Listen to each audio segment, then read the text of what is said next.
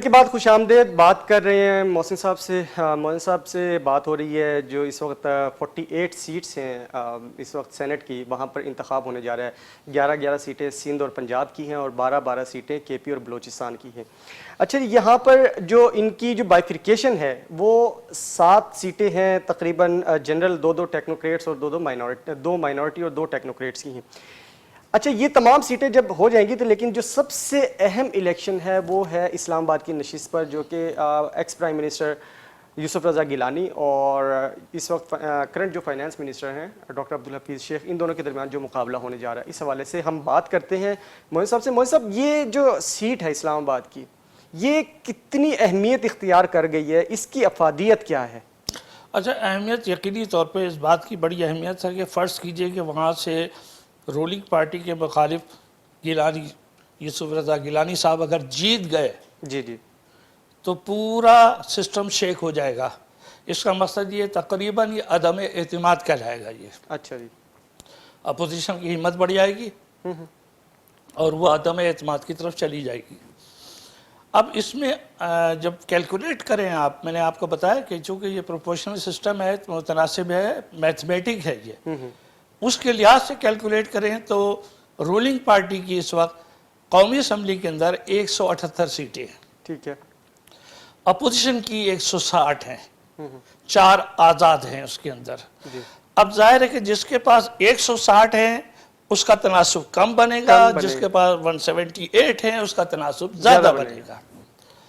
अब इसमें होगा क्या कि ये जो मुखालिफ पार्टी वाले लोग हैं वो कोशिश करते हैं अपने से मिलाने की।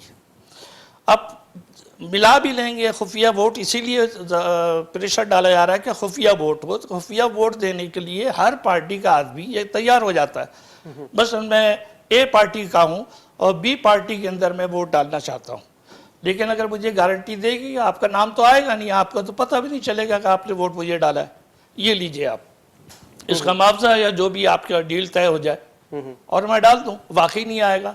अब जो सुप्रीम कोर्ट में जो बहस हो रही है, बहुत अच्छी बहस हो रही है। 2 सवाल बड़े अहम दिए हैं जो सुप्रीम कोर्ट ने रिमार्क्स दिए हैं। एक तो उन्होंने कहा कि इलेक्शन कमीशन की ये जिम्मेदारी है कि किसी पार्टी को उसके तनासुब से ना कम मिले ना ज़्यादा मिले। अच्छा, हम ये चाहते हैं। बहुत अच्छा रिमार्क्स है, अभी ये फैसला नहीं है। जी जी, बहुत अच्छा रिमार्क्स है ये। दूसरे ये कि वो ये कहते हैं कि आप ये मुतनासिब नुमाइंदगी का फार्मूला आपने दूसरी जगह क्यों नहीं लगाया, यहीं क्यों लगाया हुआ है। अब जब यहाँ लगा हुआ तो शो ऑफ हैंड के अंदर ये क्या कहते हैं खुफिया बैलेटिंग के अंदर मसला ये होता है हमारे यहाँ कि फॉर एवर खुफिया रखा जा रहा है। अभी इसमें भी हो सकता है कोई वर्डिक्ट आ जाए कि ये ठीक है, रेस्ट ऑफ द लाइफ ये खुफिया रहना चाहिए, फॉर लाइफ नहीं होना चाहिए, फॉर लाइफ नहीं होना चाहिए, पता चलना चाहिए। क्योंकि ये खुफिया इस देखिए, मैं तो हैरान हूँ कि जब आपने मिसाख जमहूरियत किया था तो 2 पाकिस्तान के टॉप मोस्ट लीडर थे उसमें, नवाज शरीफ साहब और बेनज़ीर भुट्टो, दोनों के सिग्नेचर मौजूद हैं। और रिसेंटली आसिफ जरदारी साहब ने भी कहा था कि जब हम आएंगे इख्तिदार में तो हम ये ख़त्म कर देंगे, ये हाउस रेडिंग का सिस्टम ख़त्म करें। इस सब चीज़ों पे आप मुत्तफिक हैं। ठीक है। अब आपका मसला ये कि आप कहते हैं कि अगर उस फार्मूले पे अमल किया तो पीटीआई की हुकूमत कायम रहेगी और हम नहीं चाहते ये कायम रहे, तो इसके लिए जो है वो आउट ऑफ रूल जाना चाहते हैं। इसको अवाम पसंद नहीं करेगी।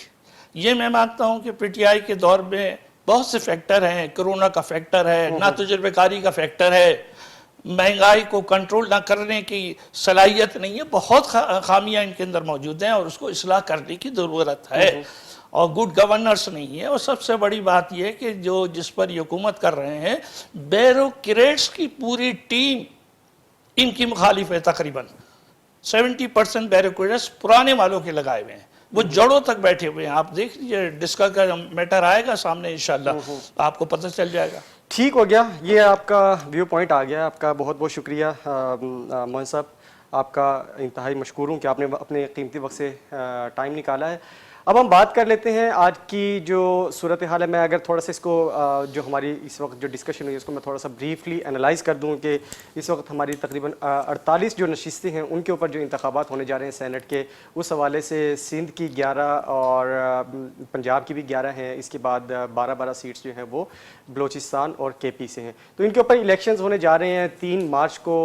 ये जो सिलेक्टेड MPs हैं जो इलेक्ट हुए थे, जो इलेक्टेड MPs हैं वो डेफिनेटली दे गुना अपना वोट कास्ट करेंगे, सेनेटर्स को जो है वो मुंतखब करेंगे। और हम उम्मीद करते हैं कि पाकिस्तान के अंदर जमहूरी जो रिवायत है, जमहूरी जो अमल है, ये बढ़ता चला जाए और जितनी तक़वियत इसको दे सकती है हमारे तमाम के तमाम इदारे जितने भी इस वक्त काम कर रहे हैं, तमाम के तमाम सपोर्ट कर रहे हैं इस वक्त जमहूरियत को, उसके लिए हम पाकिस्तान में डेफिनेटली जमहूरियत को फलता फूलता देखना चाहते हैं। प्रोग्राम में अब बात कर लेते हैं जी आज की मार्केट की सूरत हाल पर। मार्केट में आज 337 पॉइंट्स की ओवरऑल कमी हुई है।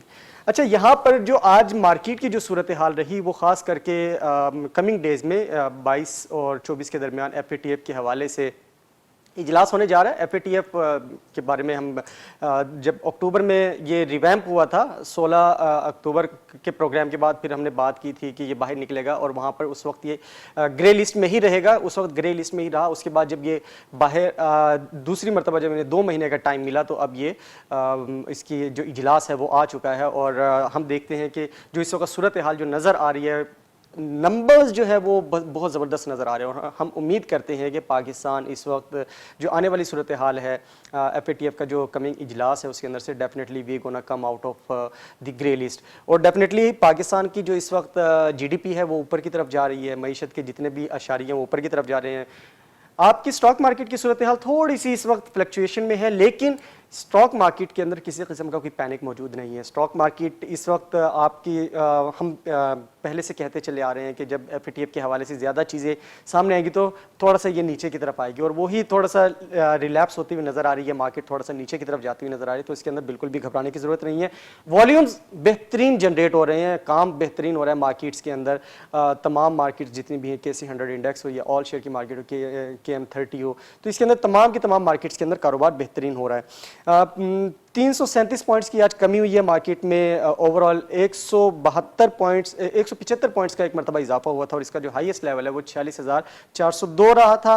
464 पॉइंट्स ओवरऑल मार्केट के अंदर आज कमी का सामना करना पड़ा। लोएस्ट पॉइंट पर 45,763 पॉइंट्स पर 337 पॉइंट्स, जैसे मैंने बताया कि प्रोग्राम में कमी हुई है। 45,890 पॉइंट्स पर मार्केट आज क्लोज हुई है।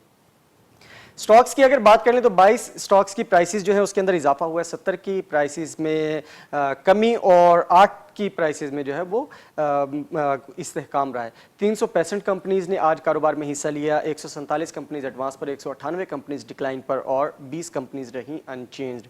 वॉल्यूम्स की अगर बात करें तो वॉल्यूम्स बेहतरीन जनरेट हो रहे हैं, शानदार काम हो रहा है मार्केट के अंदर। 72 करोड़ 19 लाख शेयर्स का आज मार्केट के अंदर कारोबार हुआ है। 25 अरब 78 करोड़ 71 लाख रुपए तकरीबन इसकी कुल मालियत रही है। तो ह्यूज ज़बरदस्त नजर आए मार्केट के अंदर। और उसके बाद KC 100 इंडेक्स की बात कर लें तो 29 करोड़ 21 लाख शेयर्स का आज मार्केट में कंट्रीब्यूट किया। 15 अरब 34 करोड़ 80 लाख रुपए इसकी कुल मालियत रही है। मार्केट की अगर इसी तरीके से सूरत हाल देखिए तो जो टॉप 5 आइटम्स हैं, टॉप 5 सेक्टर्स हैं, वो उसी तरीके से टेक्नोलॉजी इस वक्त लीड करते हुए नजर आ रहा है। Technology and communication sector lead करते हुए नजर आ रहा है और इसकी आइटम्स भी मार्केट के अंदर बेहतरीन परफॉर्म कर रही हैं। पोर्टफोलियो इन्वेस्टमेंट की अगर हम बात कर लें, क्योंकि आज हम प्रोग्राम के आखिरी हिस्से में एक कंपनी को एनालाइज करेंगे, उसके जो टेक्निकल्स और फंडामेंटल्स है उसको आप डिस्कस करेंगे, तो इसलिए थोड़ा सा क्विकली रैप अप करने की कोशिश कर रहे हैं चीज़ों को। नेट FIPI जो है वो 1 करोड़ 54 लाख रुपए बाइंग के साथ बनती है। 4,60,000 रुपए की परचेजिंग नजर आई है फॉर इंडिविजुअल्स के अकाउंट्स में। 43 करोड़ 92 लाख रुपए की सेलिंग नजर आई है फॉर कॉर्पोरेट्स के अकाउंट्स में। 45 करोड़ 42 लाख रुपए की ओवरसीज पाकिस्तानीज के अकाउंट्स में परचेजिंग नजर आई है। लोकल साइट्स पर अगर देखें तो ह्यूज लेवल पे आज परचेजिंग दोबारा से फिर नजर आई इंडिविजुअल्स के अकाउंट्स में। 95 करोड़ 6 लाख रुपए की। अगेन इंडिविजुअल्स के हवाले से बहुत ज़्यादा फोकस किया जाता है कि इंडिविजुअल्स जो इस वक्त मार्केट को लीड करते हुए नजर आ रहे हैं, ह्यूज लेवल पे परचेजिंग नजर आती है और ज़बरदस्त लेवल के ऊपर प्रॉफिट टेकिंग भी नजर आती है, सेलिंग भी नजर आती है। विकेट की दोनों तरफ खेला जा रहा है और ज़बरदस्त बेहतरीन परफॉर्म कर रहे हैं। जो इंडिविजुअल्स हैं वो मार्केट के अंदर ज़बरदस्त काम कर रहे हैं। 40,80,000 रुपए की जो परचेजिंग है वो नजर आई है कंपनीज के अकाउंट्स में। बैंक्स और DFIs का जो ज्वाइंट अकाउंट है वहाँ पर 8 करोड़ 46 लाख रुपए की सेलिंग नजर आ रही है। नॉन बैंकिंग फाइनेंशियल कंपनीज के अकाउंट्स में 2,18,000 रुपए की सेलिंग नजर आई है। म्यूचुअल फंड्स के जो अकाउंट है वहाँ पर 60 करोड़ 46 लाख रुपए की जो सेलिंग है वो नज़र आई है। जैसे म्यूचुअल फंड्स के हवाले से हमने फ्राइडे को प्रोग्राम भी किया, म्यूचुअल फंड्स की अफादियत, उसकी हिस्ट्री भी बयान की और उसका जो फ़ायदा है मार्केट के अंदर काम करने के हवाले से वो बहुत ज़रूरी है। और हमें बहुत ज़बरदस्त फीडबैक आप लोगों का मिला म्यूचुअल फंड्स के हवाले से। जो प्रोग्राम हमने किया बहुत ज़बरदस्त हमें फीडबैक आया, कुछ पर्सनल में भी चीज़ें आई, हमें बताया गया कि और चीज़ें लोगों के अंदर क्यूरासिटी है, लोग जानना चाहते हैं, लोगों के अंदर बहुत भूख है कि फाइनेंशियल मार्केट्स के हवाले से आपको बताया जाए। तो डेफिनेटली हम आहिस्ता आहिस्ता जैसे जैसे हमारा प्रोग्राम मज़ीद मैच्योरिटी की तरफ चलता चला जाएगा, मज़ीद अच्छे जो एक्सपर्ट्स हैं उनको अपने प्रोग्राम के अंदर दावत देते रहेंगे और वाकई अपना जो एक्सपीरियंस है और अपने जो एनालिसिस है वो आपके साथ पेश करते रहेंगे। म्यूचुअल फंड्स के अकाउंट्स में 60 करोड़ 46 लाख रुपए की सेलिंग नजर आई है। अदर ऑर्गेनाइजेशंस का जो अकाउंट है वहाँ पर 6,56,000 रुपए की परचेजिंग नजर आई है। ब्रोकर्स प्रोपराइटरी ट्रेडर्स का जो अकाउंट है वहाँ पर 48 करोड़ 42 लाख रुपए की सेलिंग है और इंश्योरेंस कंपनीज के अकाउंट्स में 13 करोड़ 79 लाख रुपए की परचेजिंग नजर आ रही है। तो ओवरऑल जो मार्केट के अंदर जो एलिमेंट है वो बेहतरीन है। थोड़ा सा मार्केट अगर नीचे की तरफ पॉइंट्स टेबल पर नीचे आ रही है तो दैट डज नॉट मतलब कोई वरीड या फिक्रमंद होने की ज़रूरत नहीं है। आने वाले दिनों में जो सूरत हाल है वो मज़ीद बेहतर होने के चांसेस नज़र आ रहे हैं। मार्केट इस वक्त ज़बरदस्त अपने इस्तेहकाम पर है और बेहतरीन मार्केट के अंदर जो लोग काम कर रहे हैं, ब्लू चिप आइटम्स के अंदर जो लोग काम कर रहे हैं उनको definitely they are getting profit.